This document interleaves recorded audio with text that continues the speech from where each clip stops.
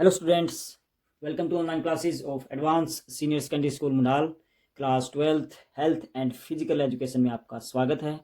तो छुट्टियों से पहले हमने तीसरा चैप्टर स्टार्ट किया था, स्वास्थ्य शिक्षा।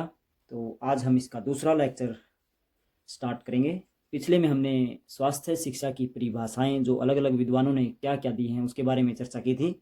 आज हम स्वास्थ्य शिक्षा के उद्देश्यों के बारे में पढ़ेंगे कि उद्देश्य, सबसे पहले हम उद्देश्य को ही जान लेते हैं कि यह क्या होता है। कई बच्चों को पता नहीं होता।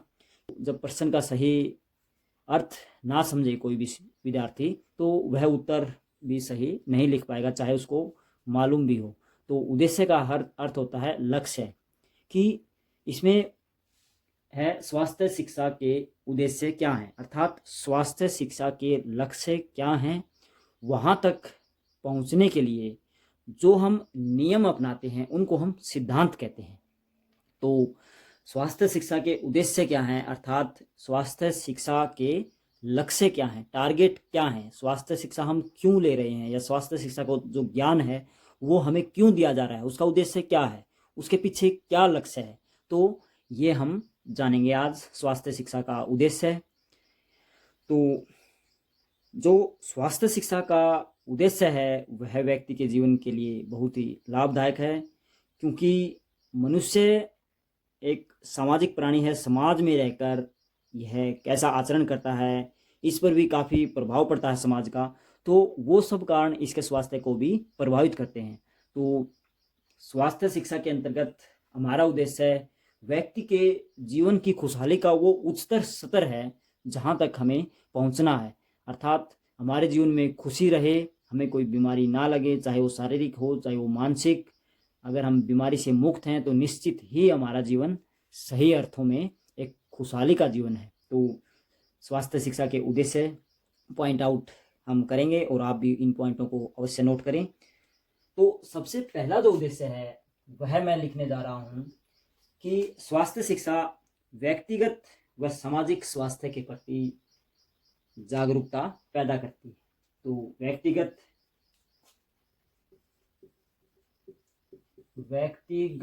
व सामाजिक स्वास्थ्य के प्रति जागरूकता। तो स्वास्थ्य शिक्षा का सबसे पहला यही उद्देश्य है कि व्यक्तियों के स्तर तक और जो व्यक्तियों का समूह है, परिवार है, सांस्कृतिक जो उनके आपस के मामले हैं या सामाजिक माहौल में हम रह रहे हैं, उस पूरे वातावरण को स्वस्थ रखना या उस पूरे वातावरण को एक सही जानकारी, स्वास्थ्य की जानकारी या जागरूकता मुहैया कराना ही स्वास्थ्य शिक्षा का प्रथम उद्देश्य है। क्योंकि हम जानकारी देंगे तो उनकी आदतें हैं जो स्वास्थ्य के प्रति, जो नियम हैं उनके दिनचर्या के, वो सही रहेंगे। तो सबसे पहला जो स्वास्थ्य शिक्षा का उद्देश्य है वो यही है कि व्यक्तियों को और जो पूरे समाज को स्वास्थ्य के प्रति जागरूक करना। नंबर 2 पर आगे बढ़ते हैं। यह है स्वच्छता का महत्व समझना।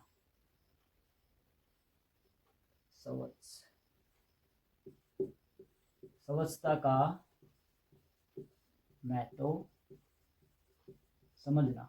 देश का कोई भी समझदार नागरिक है वो स्वच्छता के महत्व को अवश्य जानता है, क्योंकि स्वच्छता हमारे को डायरेक्ट प्रभावित करती है, हमारे शरीर को, हमारे स्वास्थ्य को। तो स्वच्छ अगर हम रहेंगे तो निश्चित ही काफ़ी सारी बीमारियों से हम मुक्त रहेंगे, और बीमारियों से मुक्त रहेंगे तो एक प्रकार से हमारा जो स्वास्थ्य का दायरा है उसका बहुत बड़ा भाग हम अच्छे से कर पाएंगे। तो स्वच्छता का महत्व हमें समझना होगा, क्योंकि स्वच्छता पर ही स्वास्थ्य की नींव पड़ी हुई है।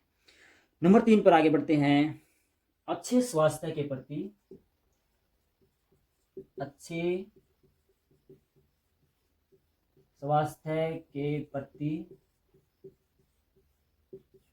रुचि। तो अच्छे स्वास्थ्य के प्रति हमें रुचि रखनी होगी, क्योंकि अच्छे स्वास्थ्य के प्रति हमारी अगर रुचि नहीं है तो हमारा स्वास्थ्य निश्चित ही गड़बड़ा जाएगा। हमें अच्छे नियम बनाने पड़ेंगे, अपनी दिनचर्या को ठीक रखना होगा।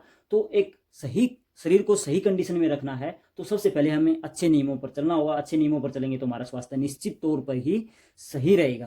तो ये भी एक महत्वपूर्ण उद्देश्य है, लक्ष्य है स्वास्थ्य शिक्षा का, क्योंकि स्वास्थ्य शिक्षा के द्वारा ही हमें अच्छे अच्छे आदतें, अच्छे अच्छे नियम स्वास्थ्य की या शरीर के बारे में हमें काफ़ी सारी जानकारियाँ प्राप्त होती हैं।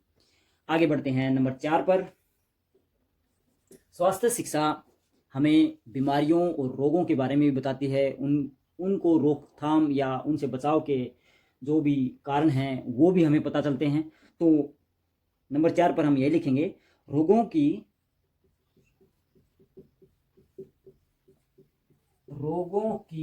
जानकारी व रोकथाम के उपाय।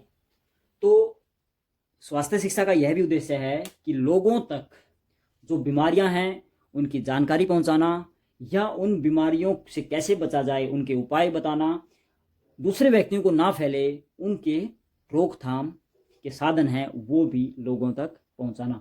तो एक महत्वपूर्ण लक्ष्य है, उद्देश्य है यह कि रोगों की जानकारी हमें पता होनी चाहिए। अगर हमें रोगों की जानकारी होगी, उनके फैलने के जो कारण हैं वो पता होंगे, तो निश्चित ही हम उन रोगों के फैलने से पहले ही हम उनका बचाव कर लेंगे। तो यह भी एक इम्पोर्टेंट पार्ट है स्वास्थ्य शिक्षा के उद्देश्यों में कि रोगों की जानकारी, उनके रोकथाम और उनके फैलने के कारण भी हम यहाँ पर लिख सकते हैं। अगर हमें फैलने के कारण पहले से ही मालूम है तो हम उन बीमारियों से बच सकते हैं या अपना साजो सामान या जो भी अपना प्रिक्योरमेंट है वो हम कर सकते हैं। नंबर 5 पर आगे बढ़ते हैं। यह आदतों से संबंधित है। मनुष्य की जो आदतें हैं वह भी स्वास्थ्य को काफ़ी गड़बड़ा सकती है या काफ़ी सुधार में भी ला सकती है।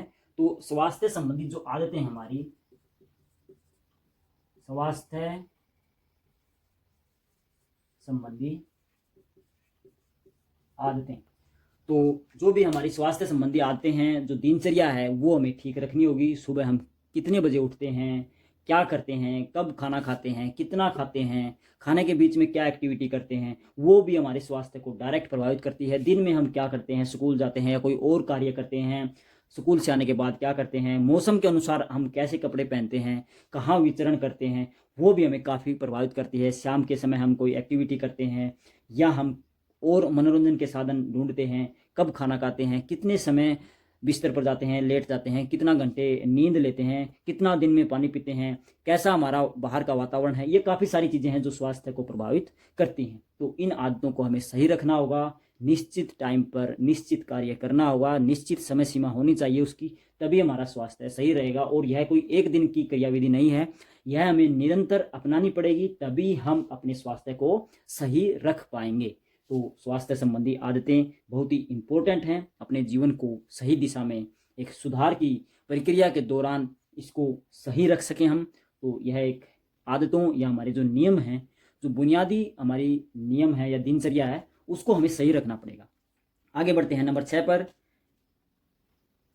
हम क्या खाते हैं वह भी एक बहुत बड़ी बात है, हमारे स्वास्थ्य को डायरेक्ट प्रभावित करने वाली बात है यह कि हम क्या आहार लेते हैं। तो जो आहार हम खाते हैं उसका चयन, आहार का चयन भी हमें सोच समझकर करना होगा। बच्चों के लिए, बड़ों के लिए, अधिक क्षमता वाला कार्य करने वाले या शारीरिक और मानसिक जो अधिक क्षमता का कार्य करते हैं उनके लिए भी आहार का चयन अलग अलग होता है।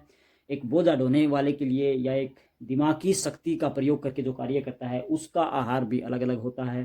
तो इसके साथ साथ बुजुर्गों का आहार जो होता है वह भी अलग होता है। तो हर मनुष्य का उसकी कार्य विधि के अनुसार, उसकी परिस्थितियों के अनुसार या उसके उम्र के जो पड़ाव हैं उसके अनुसार आहार हमें अलग अलग देना होगा। इस मनुष्य शरीर को सही रखना है तो हमें इसमें जो हम ईंधन डाल रहे हैं वो सही डालना होगा।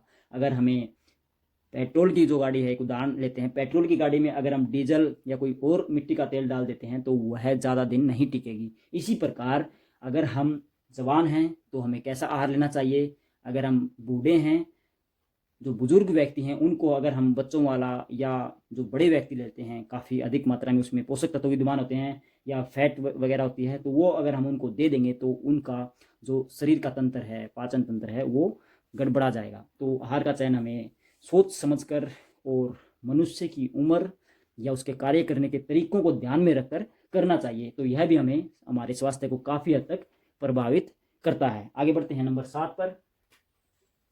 नंबर 7 पर मैं लिख रहा हूँ स्वास्थ्य संबंधी जांच, क्योंकि आधुनिक समय में बीमारियां लगने का खतरा बहुत बढ़ गया है। तो स्वास्थ्य संबंधी